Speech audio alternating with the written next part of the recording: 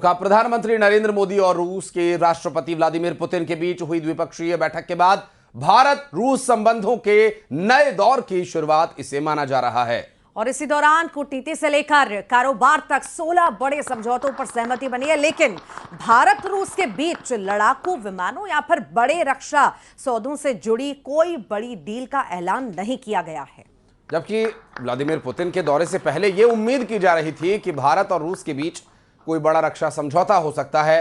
हालांकि पुतिन ने भारत को इस बात का भरोसा जरूर दिलाया है कि भारतीय सेना को हथियार देने और उसे आधुनिक बनाने में वो कोई कसर नहीं छोड़ेंगे। रूस और भारत के बीच कारोबार, शिक्षा, मीडिया, समुद्री रास्ते और फूड सिक्योरिटी समेत कई सेक्टरों में कुल 16 समझौतों पर हस्ताक्षर किए गए।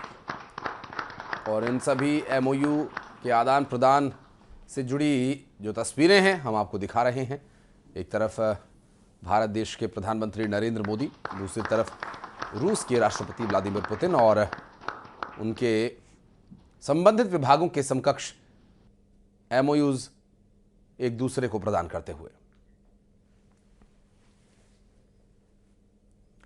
रूस के राष्ट्रपति पुतिन के सम्मान में राष्ट्रपति भवन में हुए डिनर में नेता प्रतिपक्ष राहुल गांधी और कांग्रेस पार्टी के अध्यक्ष मल्लिकार्जुन खड़गे को निमंत्रण नहीं दिया गया। अब इस पर सियासी हंगामा हो गया, लेकिन सियासी हंगामा तब और बढ़ गया जब पुतिन के सम्मान में हुए डिनर में कांग्रेस के ही सांसद शशि थरूर को बुलाया गया और लोकसभा में नेता प्रतिपक्ष राहुल गांधी और कांग्रेस अध्यक्ष मल्लिकार्जुन खड़गे को डिनर में नहीं बुलाए जाने पर कांग्रेस ने केंद्र सरकार के साथ शशि थरूर को भी लेकर घेराबंदी शुरू कर दी है।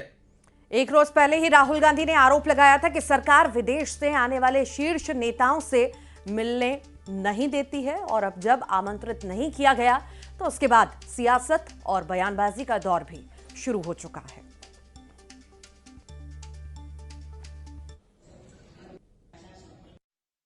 विदेश कार्य समिति के अध्यक्ष के रूप में मुझे बुलाया गया तो मैं क्यों नहीं जाऊँ?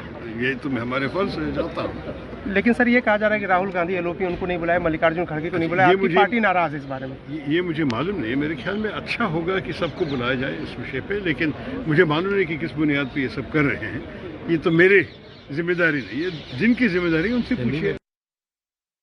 देखिए, ये तो बहुत हैरानी की बात है कि जिन्होंने इन्विटेशन दिया उन्होंने भी कमाल किया और जिन्होंने इन्विटेशन लिया वो भी कमाल कर रहे हैं। सब, हर सांसद हो या कोई भी कांग्रेस का नेता हो, मुझे लगता है कि सबकी एक अंतरात्मा की आवाज होती है। जब मेरे नेताओं को नहीं बुलाया जाए और मुझे बुलाया जाए तो जाहिर सी बात है कि हमें भी समझना चाहिए कि क्यों खेल हो रहा है और कौन ये खेल कर रहा है। हमें उस खेल का हिस्सा नहीं बनना चाहिए। अपनी अपनी अंतरात्मा है। और बढ़ते आगे रोमानिया से खबर, जहां पर एक खौफनाक सड़क हादसे का